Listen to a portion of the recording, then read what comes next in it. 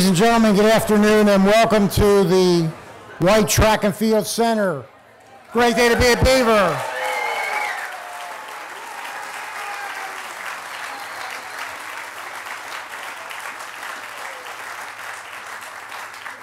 I'm Bob DeCarolis, Director of Athletics, and I just want to welcome you to a great and a glorious day. It was about this time 1 year ago when we broke ground, and at that point in time, a lot of our dreams were starting to come true, we would hope, and we got a great facility today, and thank you very much for all your support. Give yourselves a round of applause.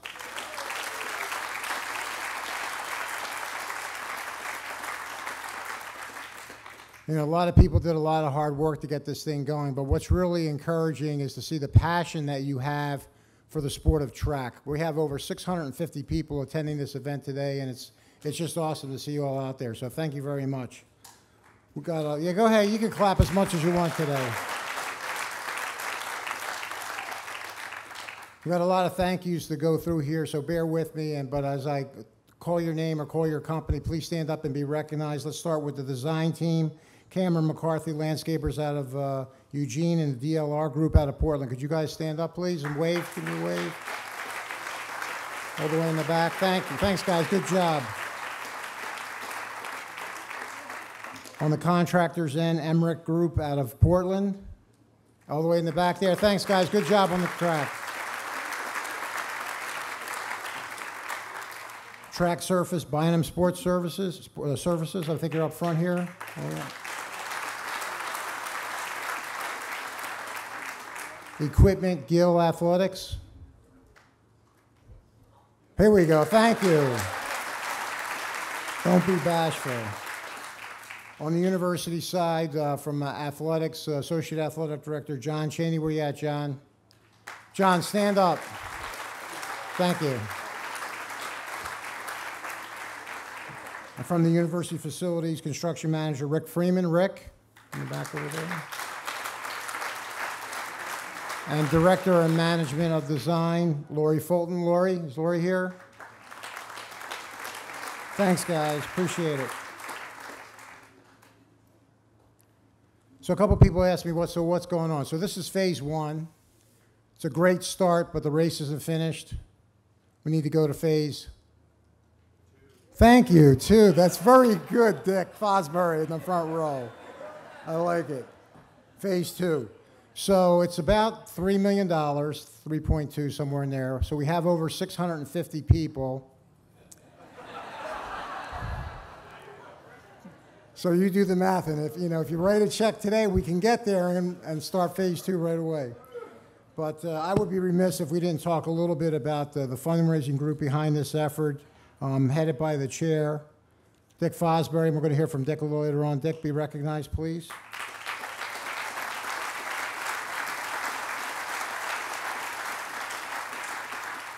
And if we can have the rest of the committee, as I mentioned your name, stand up and be recognized. Please hold your applause to the end. Brian Glanville, Doug Crooks, keep standing, please. Thank you. John Ball, John Raditich,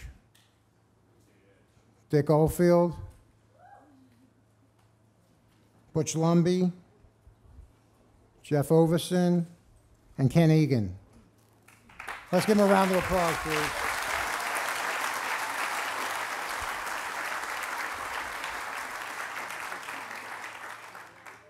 I would also be remiss if I didn't mention two families that have really spearheaded this construction.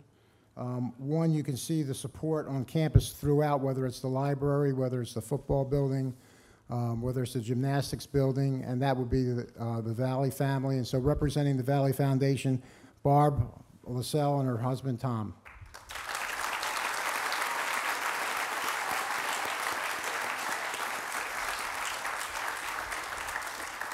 And last but not least, the Whyte family, represented by Jim and Luana and James and Lisa, and you're going to be hearing from Jim a little later on. Thank you very much.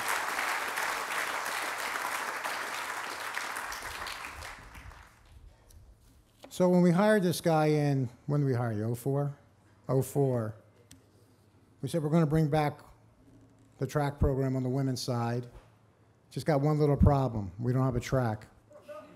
And despite that, he took the job, and he's done a tremendous job. And I think the reason why there's 650 people in this room is because he is relentless in connecting you back to the program and back to the sport. The emails, the stories, I mean, he's been just relentless. And this was his dream to make this all come about. So let's give a big round of applause to our head track coach, Kelly Sullivan.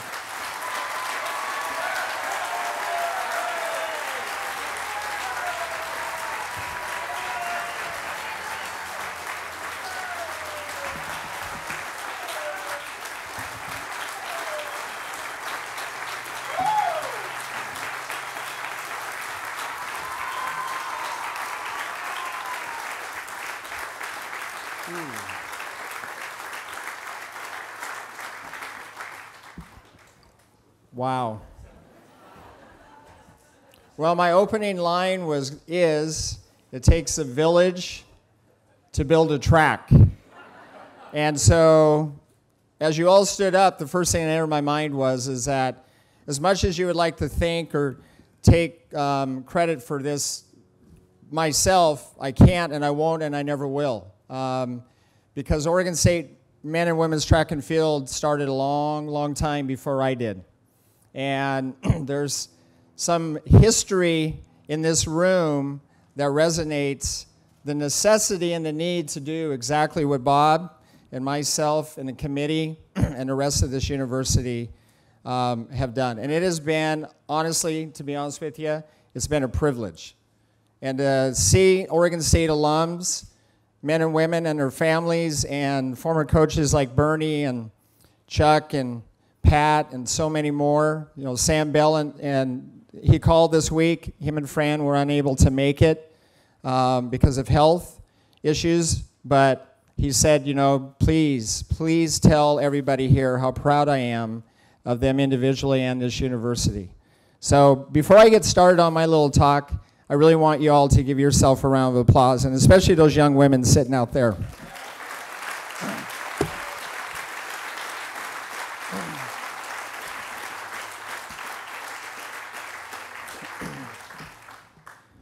This is a big deal. Before I go about thanking and acknowledging all those who have made this gathering possible, I want to attempt to put perspective just how big of a deal this is today. It's been said, it's the possibility of having a dream come true that makes life interesting. The last 5 years has certainly been interesting for many of us here. Oregon State University has attempted something that few other universities have, to reestablish a Division I track and field program in a powerhouse conference, starting from scratch with no facility and reaching out to alums and others of a program that was non-existent for 17 years. The unfortunate reality of the sport of track and field is that most headlines these days are about programs being cut, not brought back. It was not the easiest decision or the easy way out that the university and the athletic department could have made in 2003 by bringing back the women's distance program. But seeing all of you here today confirms that it was the right decision. As significant as this facility is for Oregon State and all of us here, it does reach beyond the state of Oregon. It's a powerful accomplishment for the sport of track and field, but it is important for the entire university, the community and surrounding areas of Corvallis, the entire Northwest, for youth, to high school, to collegiate, to elite, to master's divisions, and of course our ROTC program here at Oregon State. It truly is all-encompassing, and that has been the dream from the beginning. I look forward to all of you hearing from one of the young ladies on our team about what this facility means to the team. It is more than just a place for them to run around in circles, jump or throw, as you will hear. Seeing the turnout today speaks to how important this facility is to the alums of the program and the former coaches. I mean, we've had a few former Oregon State track and field athletes requesting to do their workouts on the track the last couple of days. These are guys in their 70s doing the high jump, long jump, doing intervals. So undoubtedly their experiences here have certainly stuck with them to the degree that they are still competing to this day. I know many feel the same way, even if they aren't still trying to chase their personal records. It also has been said, there's only one thing that makes a dream impossible to achieve, and that's the fear of failure. Even though there may have been some times when fear could have crept in, those involved in this project would never allow it to fail. Their efforts and energy, along with the support of all of you, have inspired others to jump on board and build the momentum of this project, which I hope the completion of the first phase will provide even more momentum as we move forward. I was told early on by many, I will believe it when I see it, which I totally understood. But my response back was, to see it, we need you now, not later. So thank you to the 400 plus of you that did so, and especially to those when it truly was just picture boards sitting in my office or at your business or in your living room. To the rest, I know for the fact that seeing is now believing. I want to thank those who never allowed this dream to die. First, OSU President Ed Ray, OSU Foundation President and CEO Mike Goodwin, our incredible athletic director, Bob DeCarolis, our head football coach, Mike Riley, Doug Oxen of the OSU Foundation, Nicole Markell, who did all this work of the BASF and everyone else in the BASF, and the rest of the Oregon State Administration for their incredible support from the beginning. I want to thank everyone who has invested in the fundraising efforts. I've had the privilege of meeting some incredible people in this process. Some who have wanted to stay unmentioned, but maybe none more than our head donor, Jim Whyte, and his family, which this facility is appropriately named after. I want to thank the committee and all the current former assistant and volunteer coaches who took the dedication they had in their personal lives and redirected it to this project since my arrival here. I also want to thank all the former head coaches and assistant track and field coaches, many of which are here today, some for the first time in a very long time. Bernie Wagner, among others, started the first committee to bring this all back in 1988. And with the support and leadership of all the former coaches and numerous alums and supporters, they should be very, very proud today. The thing I learned early on through all of this is OSU track and field alums, former coaches, were energized to be a constant reminder. I'll use constant reminder, not nag, to each administration that came to Oregon State after 1988 and in the years to follow. Fortunately, it did not fall on deaf ears to this current administration, as we all see today. So job well done. This is a day to be celebrated, another milestone in the efforts to completely reestablish this program with such a rich tradition of excellence and members with the utmost character. I can't wait until the day we host a track meet here after phase 2 has been completed and the day we filled both the men and women's squad. That dream will continue to make life very interesting and drive us all to make it happen. If we can take this momentum today up 1 or 2 more notches, which we can, which we will, there will be an OSU and University of Oregon dual meet once again. Right, Vin?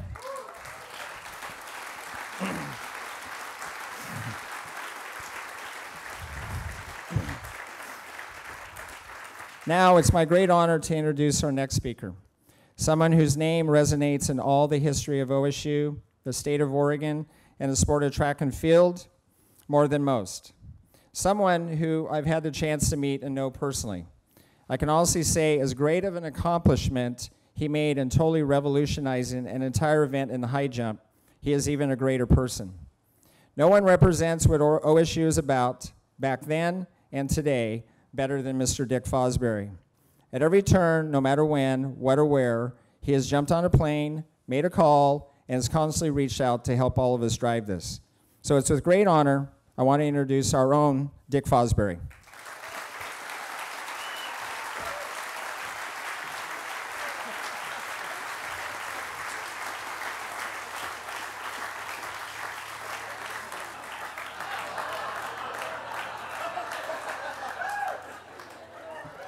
Okay. Take a deep breath. focus, and then get over the bar. You know, it's hard to breathe. What a great day to be here and be together again with all of you, my coaches, my teammates, my heroes, athletes that I had read about and never met till the last couple of years. And then, of course, we've got the new generation that's coming up. And, you know, I just wonder, I'm thinking that Kelly's gone through the experience that the first track coach at Oregon State had, what, 119 years ago, 1893, to develop a track team with no track and start to provide an education on the field outside of the classroom for those students at OAC, soon to become Oregon State. And he began to train athletes. This is before the first modern Olympic Games in Athens, in Greece. That's how far back Oregon State's history goes. And as he began to develop a team and they went from town to town competing, then they traveled out of state, traveled across the country, went to the Olympic Games. We won our first Olympic gold medal in the hurdles, an Oregon State Beaver, Forrest Williamson, and continued to get new coaches who brought new ideas and recruited athletes, student athletes, to come to Oregon State, where we got an education, and it was broader than just in the classroom. We had the opportunity to express ourselves out on the field, running around the track, throwing, jumping, running. We would try anything. And we began to develop a tradition. We became state champions and national champions, record holders, world record holders, and eventually even came to the point where, okay, we've got all these men that are competing. Where are the women? And in comes Title IX, establishes equal opportunity for women athletes.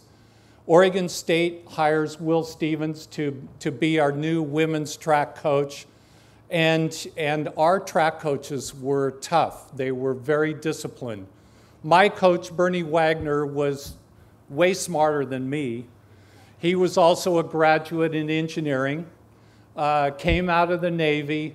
He went to Stanford and jumped at the opportunity to come up here to Oregon State and try to teach these Oregonians and Californians and Washingtonians and athletes from across the country, not just across the country, from around the world, from Egypt and countries where athletes could come to Oregon State, get an education, and compete out on the field.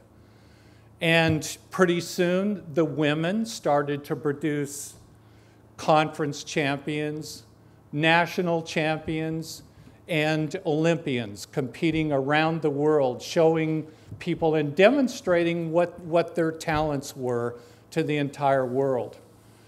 And then, you know, like any family, we can be really tight and very close, but occasionally we go through a divorce and we have a broken home, but the family's still there.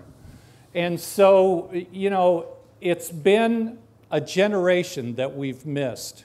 We've gone through our drought. We've gone through a period where the student athletes, the athletes who chose to come to Oregon State, couldn't participate in the Pac-8, Pac-10, 11, 11 and a half, Pac-12. And, you know, they missed that opportunity, but no matter what, 1988, there was a solid group of us that knew what the values were in the state of Oregon, what our traditions were, and we knew that this had to come back. And it's taken us a long time to do it. And it's made some of us very angry. There are still some of us, just like in any family, that are still angry at what's happened back here at Oregon State. But we're here today.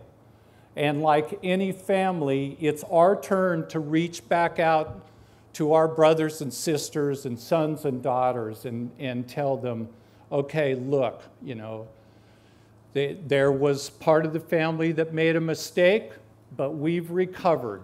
We've restored our values. We're bringing back what it means to be an Oregon State believer, an Oregon State Beaver. And today is the proof. It's hard to imagine sometimes, you know, as I was walking out here, it's almost unreal, but it's here, and we've got this great day to enjoy. So I just want to echo, you know, what Kelly said. Thank you to the school administration, President Ray, and our great athletic department, and our wonderful coaches, and all of us who've been student athletes. Not always a winner, but we learned, you know, what we love to do. We learned how to express ourselves. And the seed is out here. Now we've got the garden that will build the new crop of student athletes that will go on and succeed in life so that their children can come back here and come to Oregon State and get a great education like all of us did. So once again, thank all of you for coming. This is just a great day at Oregon State. It's what we worked for, it's what we deserve, and it's what we're going to keep here in the state of Oregon. And our families growing bigger. We have an extended family, marriages upon marriages, and so with Tracktown USA down the road, we're the next world-class track that's in their backyard, and this is going to be a great facility for the kids, for the students, and even for some old-timers. That are, I'm not contemplating doing masters competition anymore, but I know some men and women that still are, and this is good for us. And so thank you for coming. This is a fantastic day. Welcome. Let's have a great afternoon. Thank you.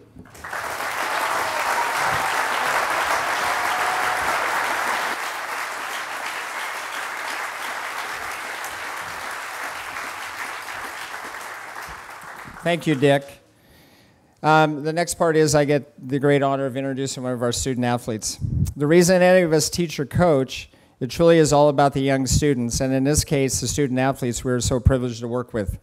In my 31 years of college coaching, a lot of the importance for me and most young coaches in the beginning centers around winning and showing people you can do this.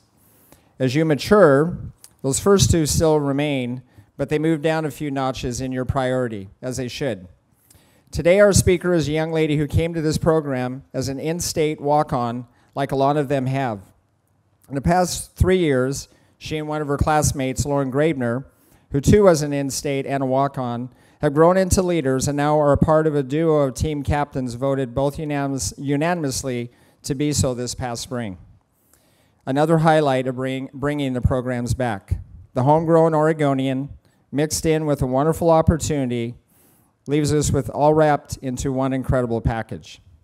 I would like to introduce to you redshirt junior, Audrey Bodie, a graduate of Sunset High School in Portland, Oregon, who has earned all Pac-12 academic honors numerous times in both cross country and track and field, and is a marketing major.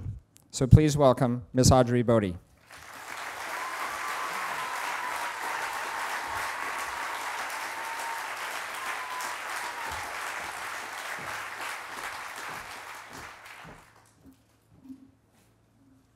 Place top 3 at nationals. Become an All-American. Run a 34-minute 10K. Break 4:20 in the 1500. Qualify for NCAA nationals by finding the nation's top girls and competing with them. 800 and 1500 meter competitor in the 2016 Olympics. Rio 2016. Represent Oregon State at NCAA nationals every year and be able to maintain a 4.0 GPA. Win my event at the first race held at our new track and set a school record. Those are just a few of the dreams written down a couple weeks ago by the 40 girls who represent the first team of Oregon State women since 1988 to have a place to call home. For the past month, every time we come out here, our entire team keeps saying, wow, what a dream this is. But this track is no longer a dream. This track is a reality.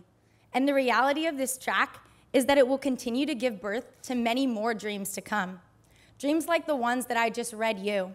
But these dreams won't just happen. They will require belief and support in order to become reality. On behalf of Oregon State Women's Cross Country and Track Team, the athletic department, and all the student athletes here at Oregon State, I am pleased to be the student athlete that has the privilege of thanking all of you. I'd like to say 3 things to everybody here today who has shared funds, insights, stories, history, lives, and commitment to this new facility. Thank you, and thank you for this magnificent new track and all that comes with it. Your support has brought us to this point. Anyone who does anything great needs support. They need someone who believed in them even when they had no reason to, who supported them against all odds, who took on the vision as if it was their own. They need people like all of you. I am so thankful for the incredible support athletically, financially, spiritually, educationally that I have been blessed with since coming to Oregon State. As a walk-on freshman, I had no foundation and was far from a contender on this team. But Kelly and this athletic department supported and believed in me. And when our team was made up of a majority of walk-ons, this athletic department supported and believed in Kelly, who has created a team and a place for dreams to transpire. Thank you, Kelly, for always supporting and believing in us. And thank you, Beaver Nation, for always supporting and believing in Kelly. Support not only enables, but it inspires. It motivates and it provides the momentum that will carry us to one day holding a national title here at Oregon State. It is the support of this community that has and will continue to turn dreams into reality. Over the years, I have had the privilege of watching the dream of this track evolve into the spectacular sight that lies before our eyes and under our feet today. I remember seeing pictures of the track in Coach's office during my freshman year and thinking it was maybe one of those far-off plans for the future, long after I would be gone. A few weeks ago, we met at the track at night to turn on the lights for the first time. It was evident when the lights went on, everyone's eyes were open to a much bigger picture than what lays before us here today. The words, "Let there be light," rung in my ears as I stood wide-eyed in awe. It truly was good. The night of the track lighting was so special because it meant so much more than just a place to train and meet for practice without having to run around high school PE classes or dodge flying footballs or bang on the doors of Corvallis High School to use the bathroom. This track means so much for the future of our program, for recruiting, for improving, for expanding, but it also means so much for the present, for the inspired eyes of the 40 girls who stare at this thing and can't help but scream, "Wow, thank you." The 40 girls who wanted to have a sleepover in the middle of the turf just to be closer to their dreams. That night of the track lighting gave light to a new hope, a hope that marks the beginning of a new story, a story that you all get to be a part of. This track is a means to an end. We are not at the finish line yet. Heck, is there ever a finish line for dreams? It's like the words painted on the doorframe above Kelly's office, "Keep dreaming." So we will. It doesn't stop here. It doesn't stop with Laura Carlisle competing at nationals or breaking a school record in the 5K. It doesn't stop with Haley Ovson placing 5th in the conference meet, just a few seconds shy of some of the top girls in the country. It doesn't stop with the team of football players that made it to the finals for the 4x1 relay last spring at Pac-12s in Eugene, Oregon. Or Jordan Bishop becoming an All-American in the high jump. Or O'Boom qualifying for regionals 3 years in a row. It doesn't stop with the 8 straight cross-country and track academic All-American team honors highlighted by this team's current 3.51 GPA. It doesn't stop with these 48-inch wide, 9 lanes of red-hot glory. No, we are not at the finish line yet. We are still anxiously awaiting the day that we can step to the starting line for the first home track meet here at Oregon State. This track is great, but even greater things are yet to come. And those greater things are made possible by your gracious hearts of all of you who have supported us to this point in the process. This track has provided us more than a place to train and prepare our physical bodies to compete at higher levels and accomplish greater things. But it has provided tremendous inspiration. There's a spark of glitter in everyone's eyes to live up to what we have now been given, to live up to what we now have as a huge resource to contributing to reaching new levels of greatness. This year's team is undeniably incomparable to years past. And I believe that that is hugely attributed to the fiery red that is paved before us today. It has fueled a fire in our hearts. Every day when we run by it or meet for practice, there is this sense of pride and passion that screams, "This is ours. Wow, let's make it worth it." This team has a sense of unity that I've never experienced before. By watching the track come together, we have all come together in a way that has created a foundation for success, much like this track. There's something so genuinely invigorating about being a part of the first team to have a place to call home. So thank you to all of you, to this athletic department, to all the donors and alums, to all the former athletes and coaches, to all the parents, to all the staff, to Kelly, to this current team, to the good Lord, and to everyone who believed in this and in us. Good athletes have to believe in themselves. But great athletes need someone who believes in them. Many amazing things have happened as a result of you all believing in us. People have contributed, figures have been matched, deadlines have been met, and personally, I have to say, by way of another contribution, prayers have been answered. Today, there are more than 500 of you gathered together, which shows that you all believe in us. We are beyond blessed by the amount of support and people believing in us and allowing our dreams to become reality, just as this dream was. Our hearts are forever grateful to each of you who have made this possible, and we hope that you will continue to run with us on this journey as we run towards our dreams. Go Beavs!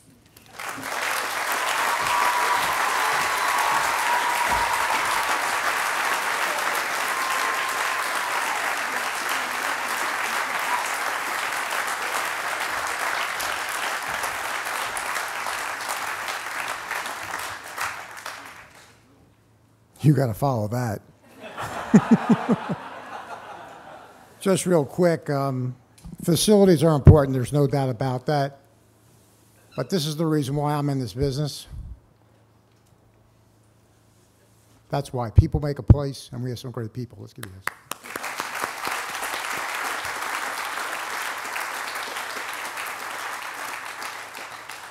Okay, so our next speaker, rumor has it, was on campus a couple of years ago and just happened to do a flyby Kelly's office. And a half hour later, 2 hats and a T-shirt, there was a new relationship born. Person that was going to spearhead this project and get it over the hump. Exceptional businessman, entrepreneur. He's got a new idea every minute. Don't you, Jim? Let's hear it for Jim Whyte.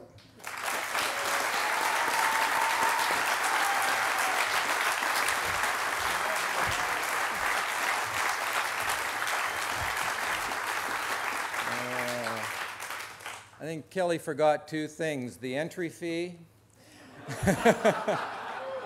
and the air conditioning. Actually, my handler, Doug, they don't trust what I'm going to say, so he gave me a speech, but I think we got to cut this a little shorter, so I do need to say a couple of things. As you notice, President Ed, as he refers to himself, is not here today. He's at the Pendleton Roundup for the 11th year. That's one of his priorities. I'm not sure what he's doing there. Somebody told me something about calf roping and bull riding. Anyway, keeping along the rodeo lines, I think he would refer this to this area as the Southeast Paddock, where mobile homes roamed. This used to be the parking lot for the motorhomes, for those of you who don't know. There's a lot of changes. I don't know, did any of you see the aerial shot of this? Any of you that haven't, please get it, because what it does is it gives you a really good picture of what landscaping can do, because that's what it looks like from up there. Absolutely fantastic. Now, we're supposed to ask you for money here, so what I did this morning is I took $100,000 out of each of my wife, my son James, and my daughter Lisa's account to start the fund matching. Yeah. You know, it's something really needed, along with what Bob said this morning. He's been headhunting a new head track coach.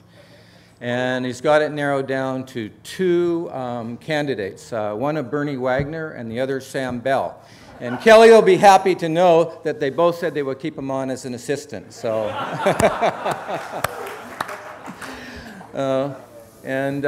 where's John Ratatich?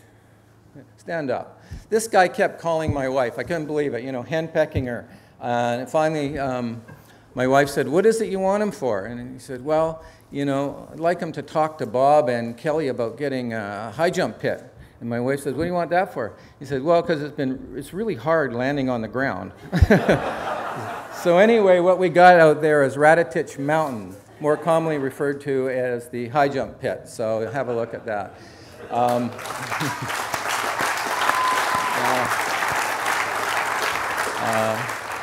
A couple of items that I suggested we try and do, and Doug and Dick and I had lunch today, and if I mention the guy's name, Steve Allen, we're trying to get those two buildings over there included in the track. So every time you see him, if you're from Corvallis, ask him how it's going. And the other thing last night, what Bob was referring to is the different ideas. Well, at the end here, there's a lot of room to put in 4 lanes, 120 meters, so that we can get rid of the guys that jump over hurdles, because they're always in the road. So if we could set them up down there. And any shot putters here? Where's our shot putters? You guys can meet with Doug later, because you have a project. We need you guys to help fund and build the new grandstands behind the shot pitting. It's just a small job, not going to cost you a lot, a little bit of thinking, and we'll get there. Yeah, a lot has been mentioned. We have our name on the track, which is kind of a nice thing, but really I've got to thank the Valley Foundation, because they're the ones that got us over the hump, really, and they're always stepping up to the plate. So, anyway, phase 2, $3.9 million. Get it up? We're doing a few additions, so anyway, thanks very much, and let's get out of here and walk the track. Thank you.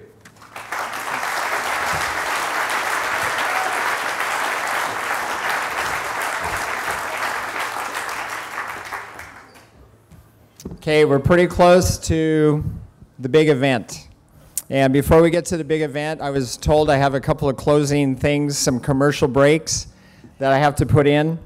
Continue to be very careful with the white rail all the way around the track. That's not a white line, it's actually a rail. That's the reason why we put those orange cones out there, so nobody will trip over them.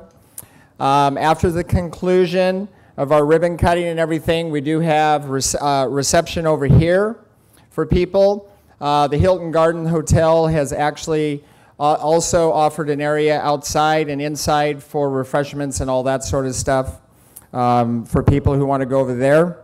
We also, tonight, we have an alumni gathering. All the alums that are here should have already heard about it. If you haven't, it's going to be at 6 o'clock inside the club level of Reeser, and we're really excited about that tonight. And if you love soccer, our number 21 ranked women's soccer team is going to be playing live on TV. It's starting at 4 o'clock. They're going to do the national anthem at 3:55, so we're going to try to get a lot of this done before that. There are some other people I'd love to have just recognize. I'd love to have former Oregon State, representing other universities and everything who competed, represented their country as coaches, officials, athletes, at any of our past Olympic Games to please stand up. We'd love to see how many are here today. So anybody who has represented the world in the Olympics, Cindy, Kelly, very good.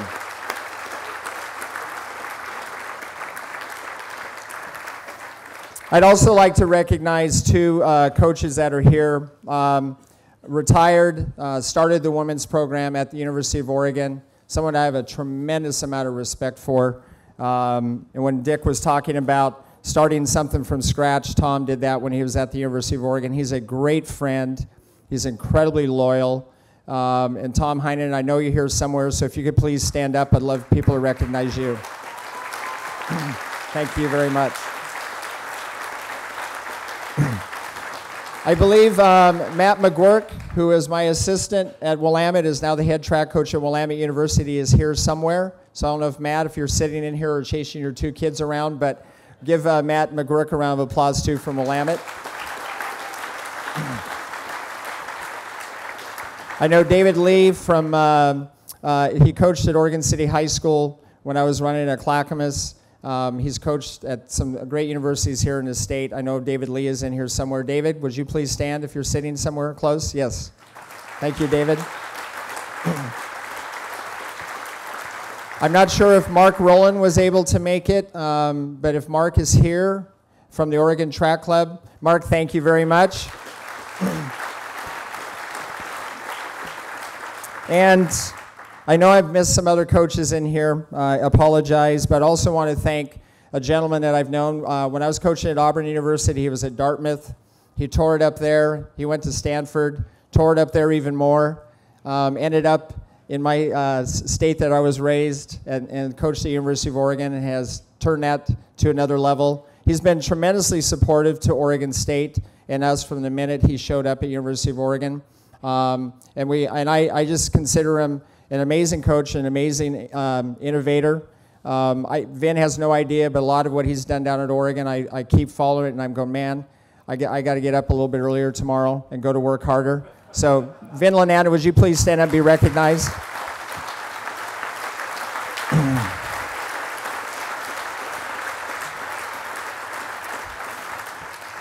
One gentleman that I also want to recognize before we head over is Kelly Rankin. Kelly was a longtime starter here. He started meets back in the day when Oregon State was here. He was the lead starter in the 84 and the 96 Olympic Games. Kelly was gracious to come down here today. He's got his Atlanta Olympic jacket on. He's brought his gun. So that's going to be part of the process today. But Kelly, would you please stand up and be recognized also?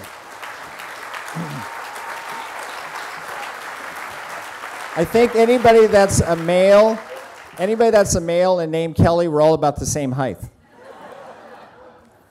Okay, so this is how we're going to do it. We're going to have Bernie and Tim be led out. We're going to take all of our alums, former coaches, managers for Oregon State University. We're going to line everybody up in that group over on the starting line of the 100 meters. Our women's team is also going to join them. My staff is going to join them over there. And we're going to start. We're going to line up as well as we can. I'm going to ask everybody else in here to line up on both sides of the track.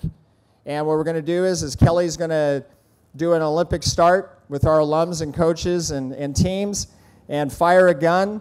And our ribbon dropping, because we're going to drop the ribbon, is going to happen at the finish line of the 100 meters. Two people are going to hold those for us. Ken Egan. Ken, where are you at? Stand up. And my first assistant at Oregon State University is Cynthia Castro. Please stand up too, Cynthia, if you're here. So those two are going to walk down to the finish. They're going to have the ribbon. So if we can get all of our alums to start heading over to the starting line over there, along with Bernie and Tim out front. And then everybody else, find a line down on both sides of the 100-meter straightaway.